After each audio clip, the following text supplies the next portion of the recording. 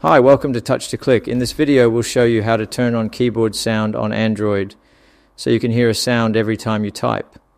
We'll walk you through the keyboard settings step by step. Now let's get started. Step 1.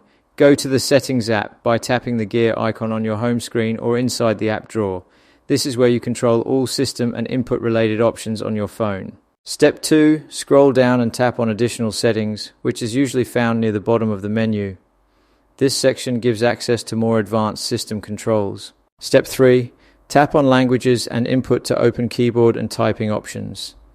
This menu lets you manage languages, keyboards, and input methods. Step 4. Tap on Manage Keyboards to see all keyboards installed and enabled on your phone. This helps you choose the keyboard you are currently using. Step 5. Tap on the currently enabled keyboard, such as Gboard, to open its settings.